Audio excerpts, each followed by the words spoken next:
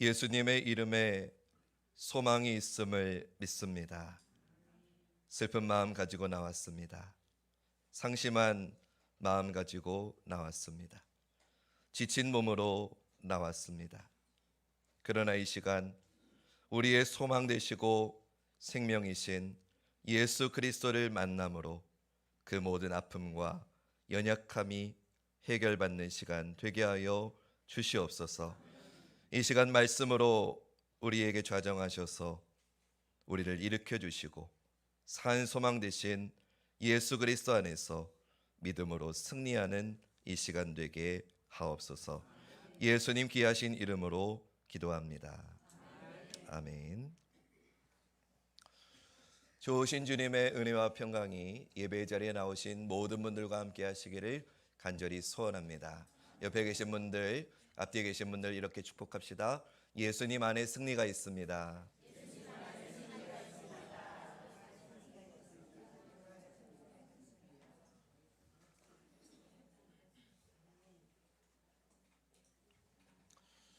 사무엘하 1장부터 8장까지는 사무엘하의 일막이라고 할 수 있습니다. 다윗이 이스라엘의 왕이 되었고 이스라엘은 다윗을 통해서 부강해졌다. 이것으로 사무엘하 1장부터 8장까지의 일막이 마무리가 됩니다. 다윗이 왕이 되었다는 사실은 여러 가지 의미를 가집니다. 먼저는 하나님께서 다윗에게 주신 약속과 비전이 마침내 이루어졌다는 것을 뜻합니다. 많은 어려움과 방해가 있었지만 다윗을 왕으로 세우시겠다는 하나님의 약속은 결국 이루어졌습니다. 이스라엘은 이제야 비로소 좋은 지도자를 가지게 되었고 그동안 밖으로는 전쟁이, 안으로는 갈등과 분열이 끊이지 않았던 이스라엘이었지만 다윗이 왕이 됨으로써 이제 비로소 나라가 안정과 발전을 이루게 됩니다. 또 무엇보다 중요한 것은 다윗이 왕이 됨으로써 이스라엘은 자기들의 정체성을 회복하게 되었다는 것에서 의미가 있습니다. 이스라엘은 출애굽 이후 다윗이 왕이 될 때까지 무려 400년이 넘는 시간 동안 하나님께서 택하신 민족이고 하나님의 제사장 나라라고 하는 정체성을 제대로 가지지 못했습니다. 특히 사사시대 때는 극심한 영적 암흑기를 지내며 이방인과 섞여 살았고 우상을 섬겼고 하나님이 왕이시라는 사실조차 잊은 채 각자 자기 소견에 옳은 대로 살아왔습니다. 그러나 이제 다윗이 왕이 되면서 예루살렘으로 수도가 세워지고 하나님의 언약궤가 그 예루살렘에 자리를 잡았다는 것을 우리가 지난주까지 나누었습니다.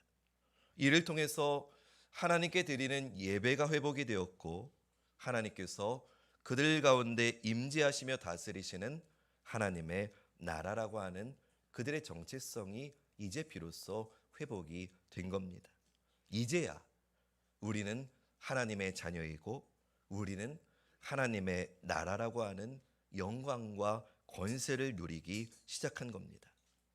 이 영광과 권세는 크게 두 가지 모습으로 나타났습니다. 하나는 이스라엘의 외적인 변화로 나타났습니다. 오늘 본문 12절과 13절 말씀. 곧 아람과 모압과 암몬 자손과 블레셋 사람과 아말렉에게서 얻은 것들과 소바왕 루옵의 아들 하다데셀에게서 노력한 것과 같이 드리니라. 다윗이 소금 골짜기에서 에돔 사람 18,000명을 쳐 죽이고 돌아와서 명성을 떨치니라. 이스라엘은 이제 주변 나라들을 모두 쳐서 정복하고 다스렸다고 말씀합니다. 심지어는 가나안 지방을 넘어서까지 그 영향력을 확장해 갑니다. 이제 이스라엘은 변방의 작은 나라가 결코 아니라는 겁니다. 그런데 성경은 이 이스라엘의 승리의 원인을 14절에서 이렇게 말씀합니다. 우리 앞에 화면 보시며 14절 말씀 읽겠습니다. 시작.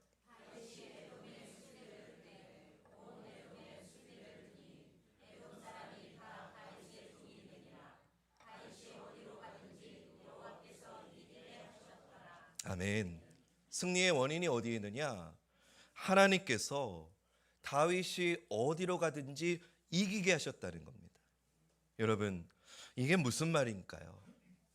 어디로 가든지, 다윗이 어디로 가든지 하나님이 이기게 하셨다. 이 말을 역으로 생각하면, 반대로 풀어 말하면, 만약에 다윗이 하나님을 떠난다면 지금의 승리와 영광도 금방 사라질 수밖에 없다. 이런 의미가 되는 것이죠. 다윗은 이것을 반드시 기억해야 됐고, 또 반드시 자신의 후손들에게 이 사실을 알려주었어야 했습니다. 또 다른 하나는 이스라엘의 내적인 변화의 모습이 있었습니다. 15절 말씀. 다윗이 온 이스라엘을 다스려 다윗이 모든 백성에게 정의와 공의를 행할세. 아멘. 다윗은 정의와 공의로 나라와 민족을 다스렸습니다. 여러분, 공의가 무엇이냐? 공의는 하나님의 뜻이 하나님의 백성들에게 실현되는 것이 공의입니다. 그렇기에 공의에는 하나님의 뜻에 순종하는 자에게 주시는 복이 있고, 반대로 하나님의 뜻에 순종하지 않는 불순종하는 자들에게 주시는 임하는 심판이 있습니다. 정의는 그 공의의 결과이고 열매입니다. 그러니까 하나님의 공의가 드러나면 하나님의 백성들은 자연스럽게 정의를 행하며 사는 겁니다. 그런데 이스라엘은 지금까지 공의의 다스림을 받지 못했던 겁니다. 그러니 당연히 그 공의의 열매인 정의가 열매를 맺을 수가 없을 수밖에 없지요. 왕이 없었을 때에는 자기 소견에 옳은 대로 행하면서 하나님의 공의가 무시당했고 정의를 행할 수 없었고, 사울이 왕이었을 때는 하나님의 공의와 정의가 왜곡되었다는 것을 우리는 주일마다 나누었습니다. 그러나 이제 하나님의 뜻에 합한 자인 다윗이 왕이 되자 드디어 하나님의 정의, 하나님의 공의, 하나님의 통치가 회복이 된 것입니다. 하나님의 공의가 백성들에게 선포되었고, 그 말씀에 순종함으로 백성들은 정의를 행하며 산 것입니다. 이스라엘은 이제야 참으로 하나님의 나라, 하나님의 백성으로서의 영광과 정체성을 안과 바깥으로 드러내며 살기 시작했다. 이것이 오늘 본문의 내용입니다. 계속 이렇게 되면 너무나 좋겠지요. 그러나 우리는 이스라엘의 역사를 통해 결말이 그렇지 못하다는 걸 이미 알고 있습니다. 다윗은 노년의 때에 하나님의 뜻을 온전히 신뢰하지 못하고 자기의 힘을 드러내고자 인구를 조사했지요.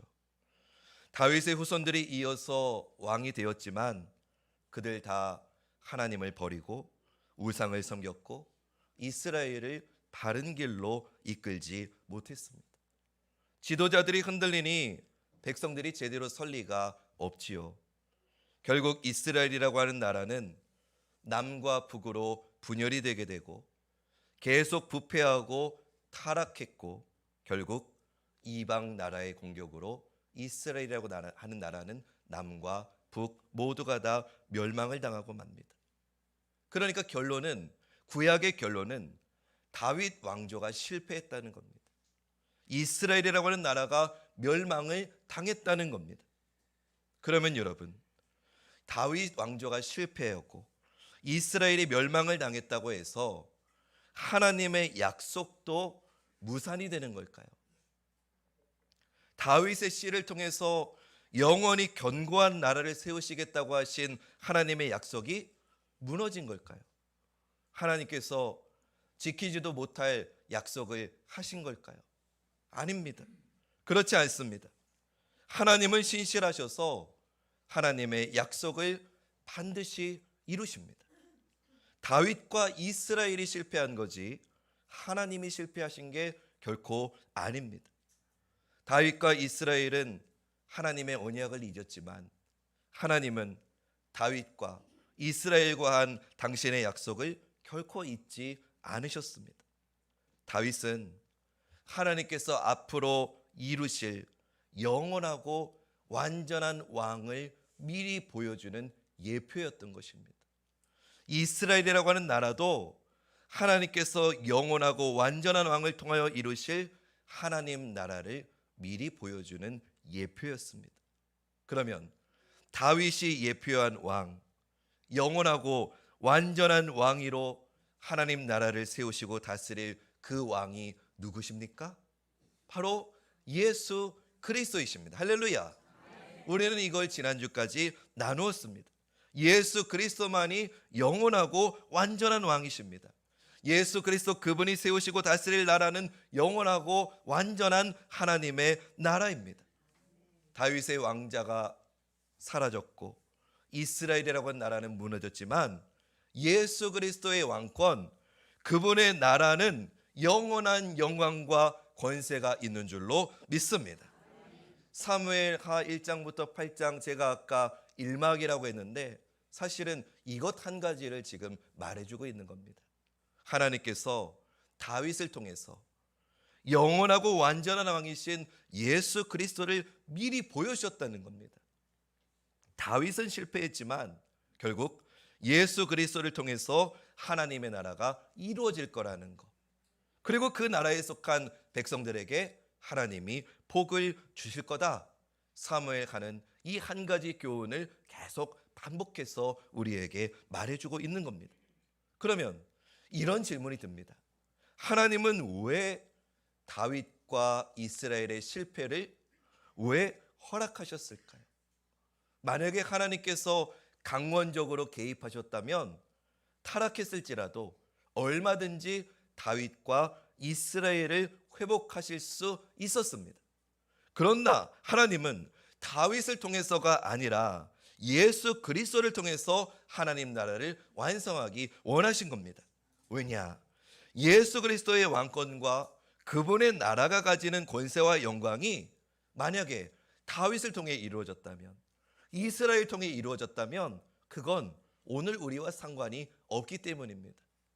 그러나 우리에게 직접적인 소망이 되고 오늘 우리 할렐루야 찬양대가 찬양했던 것처럼 슬픈 마음이 있을지라도 누구든지 예수의 이름에 소망을 두기만 하면 실제로 우리의 삶에 주님의 소망과 위로와 은혜가 임하게 해주시기 위해서 하나님은 다윗과 이스라엘을 통해서가 아니라 예수 그리스도를 통해서 우리에게 이 은혜를 주기 원하신 줄로 믿습니다.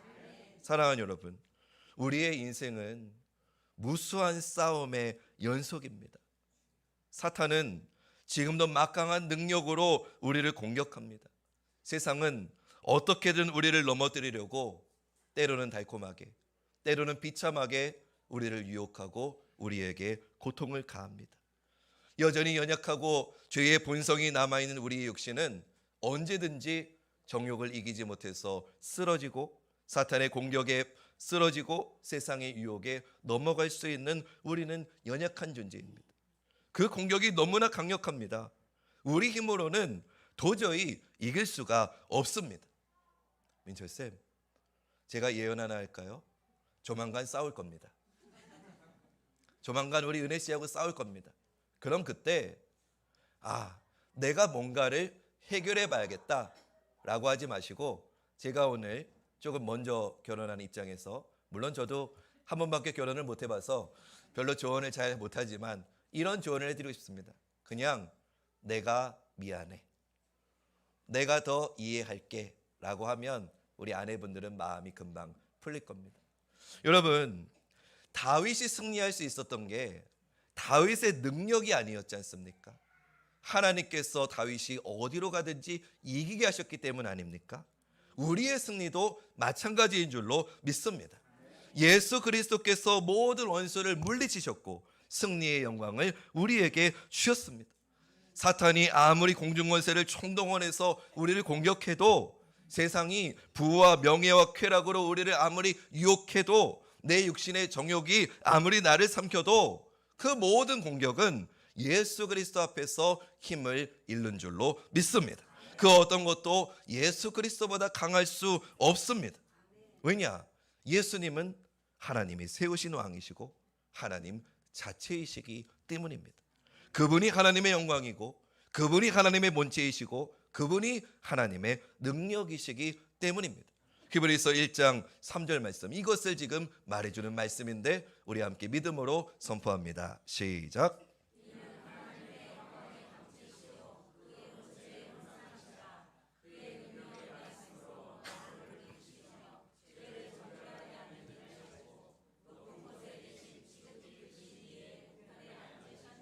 아멘.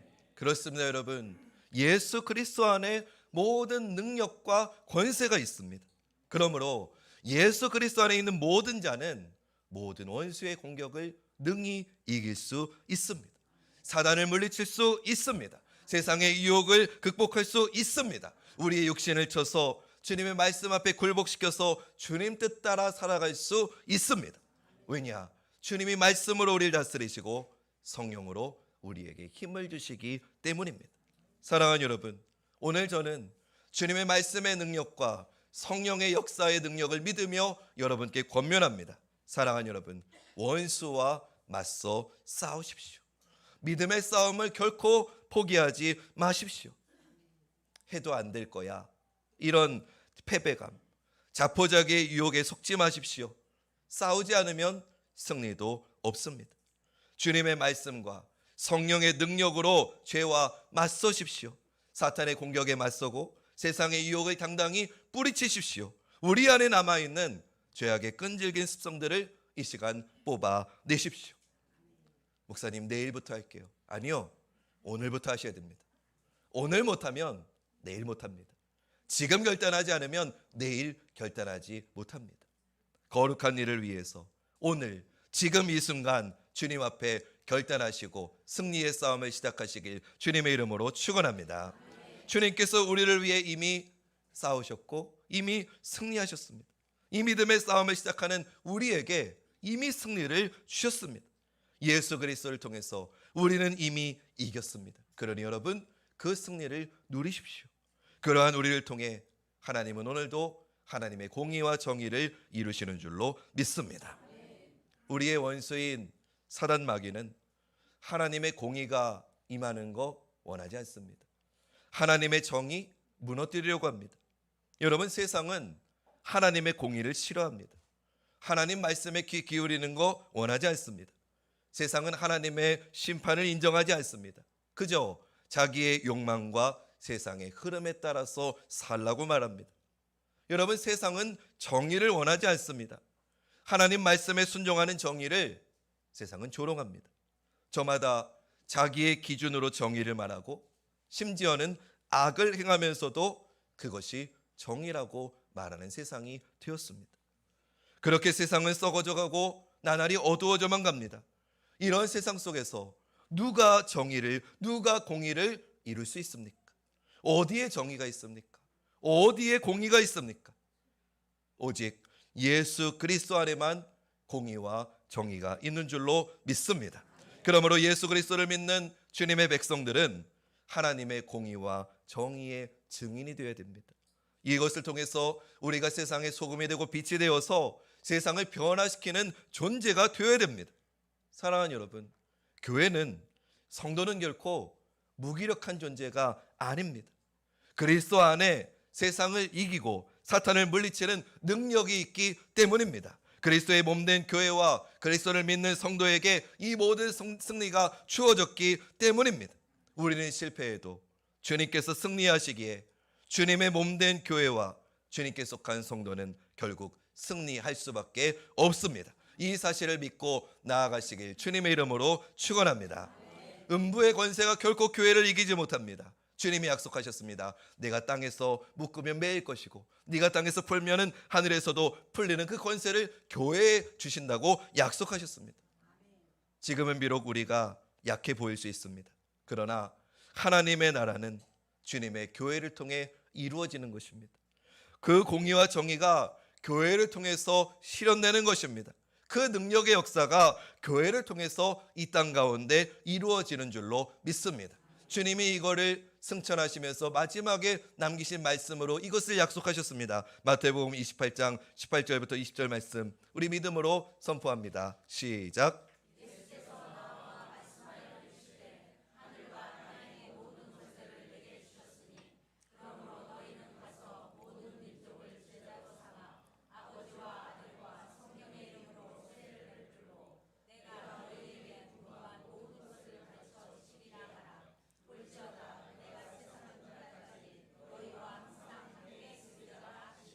아멘. 다윗은 실패했지만 하늘과 땅의 모든 권세를 가지신 주님께서 세상 끝날까지 우리와 항상 함께 하심으로 모든 민족을 당신의 제자로 삼으시고 세례를 주시고 당신의 말씀으로 새로운 삶을 사는 부흥의 역사를 이루실 줄로 믿습니다. 우리 마지막으로 사도행전 1장 8절 말씀 믿음으로 함께 선포합니다. 시작.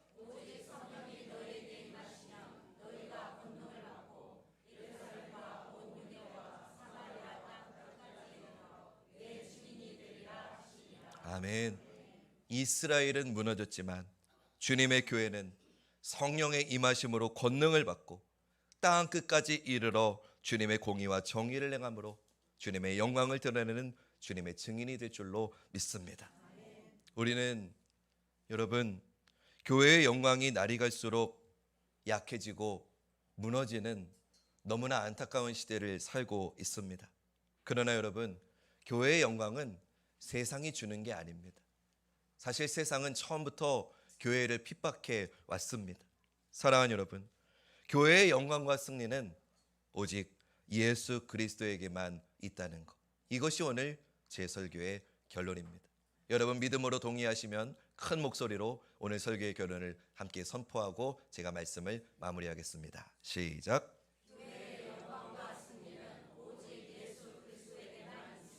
아멘.